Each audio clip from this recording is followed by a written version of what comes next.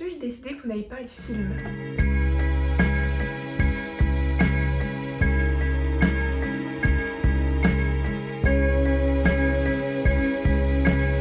Parce qu'il fait froid, on a envie d'être dans nos lits, dans nos couvertures. J'adore regarder des films et j'en ai jamais parlé sur ma chaîne. Du coup je me suis dit que c'était le moment. En plus je suis accompagnée de mon petit chocolat chaud. Et aujourd'hui je vais vous parler des 10 films que j'ai regardés en 2024. C'est vraiment des films que j'ai pas réussi à me sortir de la tête. J'ai 4 catégories. La première catégorie, c'est les classiques qui étaient un peu dans ma liste et que j'ai enfin regardé. Ensuite, il y a les blockbusters, donc des films que je suis allée voir au ciné, des gros films.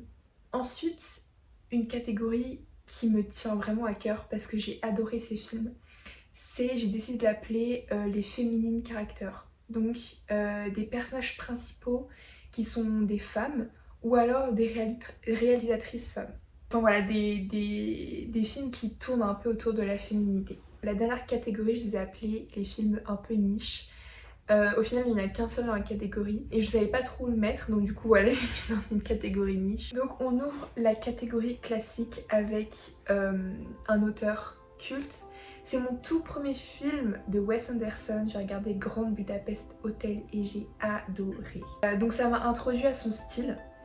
Et qu'est-ce que j'ai le plus aimé? Je dirais que j'avais un peu l'impression de regarder des scénettes au théâtre. Donc l'histoire, c'est, sans spoiler, un propriétaire d'hôtel et il lui arrive plein d'aventures et il est toujours accompagné de son... comment on appelle ça? On va dire son assistant quoi, qui travaille dans l'hôtel. Et les deux acteurs sont fous, surtout l'assistant. Le casting est vraiment ouf. Vraiment, j'ai regardé avec mon père. Et plus le film avançait, et à chaque fois on se disait mais attends, mais on le connaît lui, mais putain, mais il a joué dans ça et tout. Il y a vraiment que des acteurs de ouf, le casting est incroyable. Les couleurs, en fait vraiment tout l'aspect visuel de couleurs, signification des couleurs, il y a beaucoup de contrastes. Je pense à la scène dans l'ascenseur il est tout rouge avec les garçons d'hôtel qui sont habillés en violet. Vraiment, j'adore cette scène. Et du coup, pourquoi il faut le voir? Déjà pour la culture, parce que c'est un grand réalisateur. Il a fait beaucoup de films qui sont dans ma liste et qu'il faut que je vois. Mais voilà, c'était le premier. Donc ouais, je dirais pour la culture, pour l'expérience, parce qu'en vrai, il n'y a pas d'autres films qui ressemblent à celui-là. C'est vraiment le style de Wes Anderson, il faut l'avoir vu au moins une fois. Donc le prochain classique qui était dans ma liste, mais qui est sorti assez récemment au final, qui est sorti en 2023, donc Pauvre créature de Yorgos Lanthimos, je crois que c'est un américain. Et pourquoi est-ce que je l'ai mis dans la catégorie classique? Parce que je pense que c'est déjà un classique au final. En fait ce film, il est quasiment parfait sous tous les angles. C'est quasiment un 10 sur 10 partout. Donc déjà, c'est un peu, pour pitcher un peu l'histoire, c'est une sorte de remix de Frankenstein. Donc c'est un scientifique qui crée une jeune fille, je crois que c'est ça, donc qui est jouée par Emma Stone. Elle découvre le monde avec les yeux d'un enfant, alors qu'elle est dans un corps d'adulte. Et elle se pose plein de questions, soit ouais, la société, la sexualité, l'amour, voilà. Et j'ai vraiment beaucoup aimé parce que l'histoire elle est vraiment bien déroulée. Et puis les costumes, les décors, les acteurs, tout était vraiment, quasiment tout un 10 sur 10 pour moi, quasiment. Et du coup, pourquoi est-ce qu'il faut le voir? Parce que c'est la première fois que je voyais un film dans ce genre-là. J'avais l'impression de ne jamais avoir vu d'autres films qui m'ont fait ressentir ça. Et en vrai, il faut voir la performance de Emma Stone parce qu'elle est vraiment incroyable dans ce film. Et puis, comme je l'ai dit, je pense que ce sera très clairement, enfin, ou ça l'est déjà, mais un grand classique. Dans la catégorie blockbuster, j'ai mis en premier Dune 2 parce que ceux qui me connaissent savent mon amour pour Dune. Déjà, je suis une grande fan de science-fiction. Vraiment, mes livres favoris quand j'étais au collège, lycée, c'est pratiquement que de la science-fiction. Et en plus, j'ai adoré les Star Wars. C'est un des films, enfin, c'est un peu la première saga que j'ai regardée. Je devais avoir 10-11 ans. Dune 1, j'avais déjà adoré, mais alors là, Dune 2, je trouve que c'est vraiment un level au-dessus parce que d'une 1, il pose vraiment l'histoire. Donc certains disent que le film est un peu long, etc. Mais c'est parce qu'il se passe pas grand chose au final. Et le 2, je trouve que c'est vraiment la suite que j'attendais quoi. Et ça m'a vraiment pas déçue. Ouais, en fait, Denis Villeneuve, il a fait un travail de fou. Vraiment de fou parce qu'il paraît qu'à la base, les livres sont assez complexes et il y a beaucoup d'histoires parallèles à celles de Paul Atreides. Et il a réussi à faire un film où on comprend, où c'est pas trop complexe. Vraiment, moi, ce que je retiens de Dune 2, c'est les plans. Les plans, les visuels et la bande-son. Voilà, en fait, vraiment, la bande-son alliée à des plans phénoménales comme ça fait un travail de fou. Genre, si vous l'avez pas vu, enfin, si vous avez jamais vu le 1 et le 2, enfin, pour moi, foncez. En fait, si vous aimez la science-fiction, il faut foncer. D'ailleurs, je trouve ça vraiment criminel qu'ils aient reçu aussi peu de nominations. C'est vraiment du grand spectacle et je l'ai vu au cinéma 2 fois et à chaque fois c'était une expérience ouf. Je tiens un peu l'histoire si vous connaissez pas du tout l'histoire d'un jeune garçon, donc Paul Atreides, qui est joué par Timothée Chalamet, qui est héritier au trône, va s'installer sur une autre planète qui cultive une épice très rare et très convoitée. Différents peuples se font la guerre pour cette épice. Les peuples qui cultivent l'épice de base, donc les Fremen, défendent leur terre. Et voilà, donc ça fait un peu un Game of Thrones de l'espace quoi, mais moi je trouve ça vraiment excellent. Voilà, je pense que ça va rentrer dans l'histoire des grandes trilogies. Ensuite, un film dont on a énormément parlé sur les réseaux et qui pour moi vaut vraiment la hype, c'est Challengers de Luca Guadagnino. J'aime trop ce réalisateur, j'aime tous ses films. Bones & All, j'ai trouvé ça incroyable. Call Me By Your Name évidemment, et Challengers. Incroyable. En fait, vraiment je trouve que c'était... ce film il est vraiment super frais. Dans le sens où ça fait du bien de voir un film comme ça. C'est sexy, c'est moderne, c'est intime. Pour vous pitcher, c'est l'histoire d'une tennisman qui s'est blessée, donc qui joue plus, mais qui projette un peu son rêve de continuer à travers son petit copain, mais au final ils sont un peu dans un triangle amoureux étrange. Mais en fait il y a beaucoup de tension dans le film, il y a beaucoup de moments de tension qui sont super bien exécutés et qui fait que ça nous tient en haleine jusqu'à la fin. Et puis le jeu d'acteur il est incroyable, les 3 acteurs principaux dont Zendaya. C'est vraiment à voir et à revoir. Genre je sais qu'après l'avoir vu, c'est ce genre de film où dès le lendemain, j'ai déjà envie de le revoir et les jours d'après, je l'ai encore dans la tête et j'ai toujours envie de le revoir. Le dernier film de cette catégorie, c'est Interstellar parce que je suis allée le voir au ciné pour les 10 ans. Je sais pas si vous avez vu, mais ils l'ont repassé. Je pense que de très très loin, c'était une des meilleures expériences que j'ai eues au cinéma de toute ma vie. Le travail de la bande son, de la musique, de Hans Zimmer et t'as coupé le souffle. Genre vraiment, c'est... Sans la musique, le film ne serait pas aussi bien. Et je pèse mes mots. Toute l'émotion, pour moi, elle est à travers la musique. Elle est créée, elle est reliée à la musique. Même si l'histoire elle est incroyable, la réalisation, les plans sont très beaux.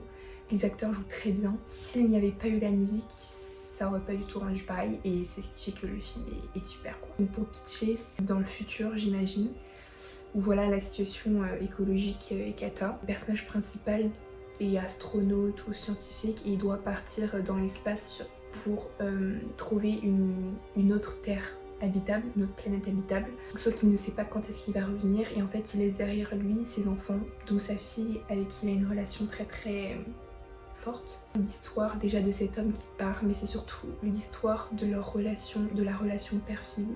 Vraiment ce film à chaque fois que je le vois je pleure au moins 3 fois et je rigole et en fait ce film est vraiment parfait. Tout est un 10 sur 10. Donc maintenant on rentre dans ma catégorie préférée, donc c'est les féminines caractères. Donc on commence par un film que j'ai adoré et vraiment je m'attendais à rien et j'ai été ultra surprise.